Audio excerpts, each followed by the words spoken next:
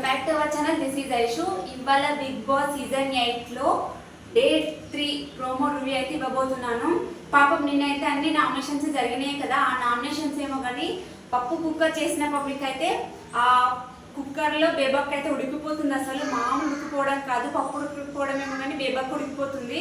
అందరూ నామినేషన్ చేస్తున్నారు. తను చేసిన ఒక మిస్టేక్ వల్ల పాపం తనకు తెలియదేమో ప్రాపర్గా ఎలా కుక్ చేయాలి ఏంటి అని. అంటే cooker different types of cookers ఉంటాయి. పాపం ఇంకా ఏం చేయలేము. ఇంకా తిను ఉన్నాడు కదా, తిను మణికంఠ అయితే మ్యాక్సిమమ్ ఇలాంటివన్నీ ఫ్యామిలీ విషయాలన్నీ పబ్లిష్ చేయాల్సిన అవసరం లేదు. బేసిక్లీ నేను చెప్పేది ఏంటంటే వాళ్ళు సింపతి కోసం ఇలా ఆడుతున్నారేమో అనిపించింది. నాకు ప్రోమో చూసినంతసేపు చాలామంది ఏడ్ చేశారు.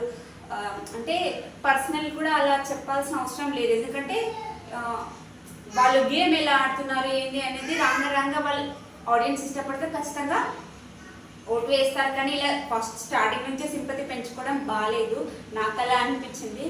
ఇక విష్ణుప్రియ గారు ఫైర్ అయితే అవ్వట్లేదు. ఇంతనో ఎప్పుడు ఫైర్ అవుతుంది, ఎప్పుడు చూద్దామన్న ఆసక్తితో ఉన్నాను. కానీ ఇంకా ఎప్పుడు ఫైర్ అవుతుందో ఏంటో నాకు తెలియట్లేదు.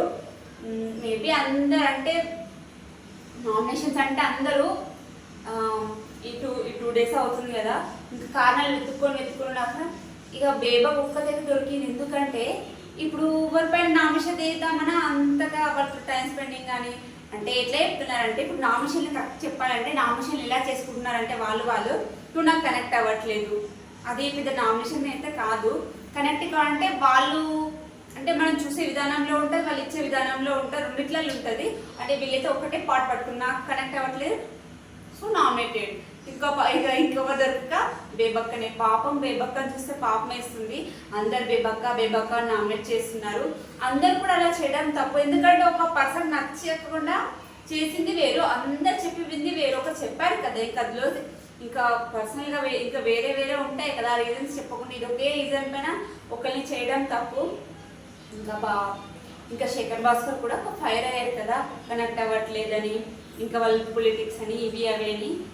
వాళ్ళు యాక్టర్స్ యాక్టింగ్ చేస్తున్నారేమో కానీ మనల్ని మైండ్ గేమ్ ఆడుతున్నారు. మొత్తానికి మ్యాక్సిమం అందరు మైండ్ గేమ్ ఆడతారు.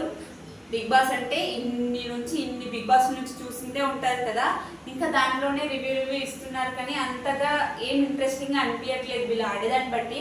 అంటే వీళ్ళు యాక్టింగ్ చేస్తున్నారు అని నాకు అనిపిస్తుంది. ఎందుకంటే చూస్తుంటే నాకు అలా అనిపిస్తుంది. ఇంత ముందుకు అప్పటికి అలా లేదు, కానీ ఇలా అనిపిస్తుంది.